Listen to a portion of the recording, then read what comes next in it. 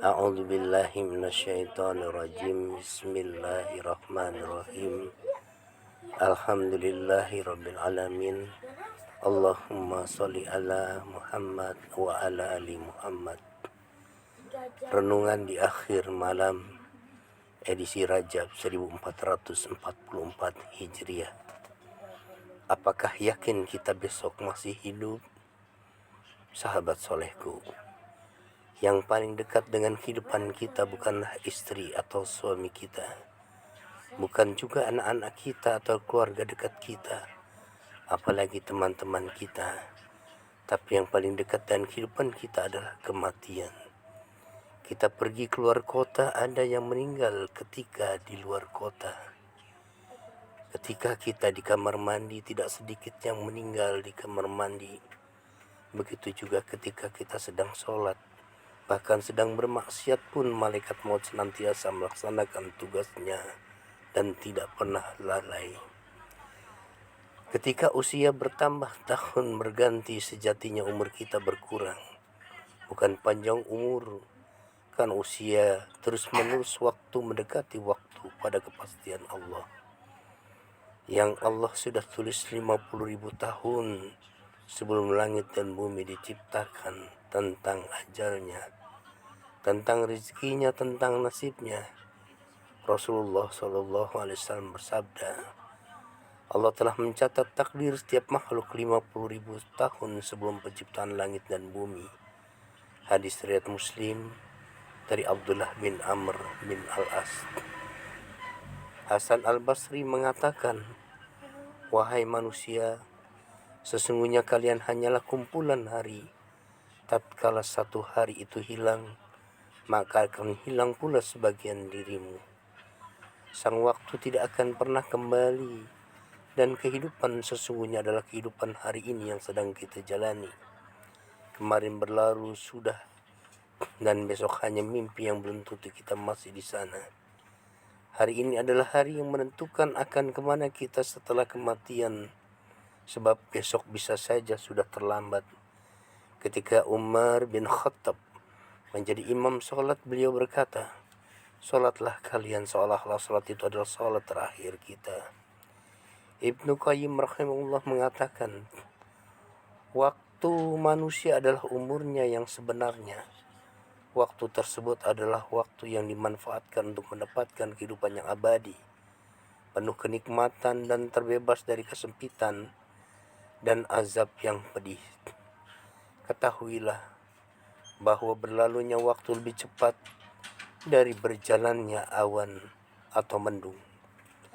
Barang siapa yang waktunya hanya untuk ketaatan dan beribadah pada Allah, maka itulah waktu dan umumnya yang sebenarnya. Selain itu tidak dinilai sebagai kehidupannya, namun hanya teranggap seperti kehidupan binatang ternak.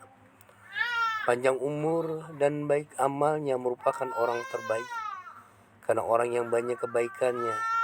Setiap kali umurnya bertambah, maka pahalanya juga bertambah dan derajatnya semakin tinggi. Kesempatan hidupnya merupakan tambahan pahala dengan sebab nilai amalannya yang telah tambah, walaupun hanya sekedar istiqamah di atas iman. Karena adakah yang lebih besar dari iman di dalam kehidupan ini? Dan seburuk-buruk manusia adalah orang yang panjang umurnya namun buruk amalnya. Maka jadikanlah hari ini hari terbaikmu. Ingatlah kematian, ingatlah akan dosa-dosa kita. Bertobatlah atas dosa-dosa yang telah dilakukan. Niscaya besok kita akan mengalami hidup baru dengan cita-cita kematian yang husnul khotimah. Sehingga hari-hari yang kita lalui nantinya senantiasa dalam amal soleh karena keadaan. Seseorang saat tutup usia memiliki nilai tersendiri, sebab balasan baik dan buruk yang akan diterimanya tergantung pada kondisinya saat tutup usia. Sebagaimana dalam hadis yang sahih, sungguhnya amalan itu tergantung dengan penutupnya. Hadis riwayat Bukhari dan selainnya.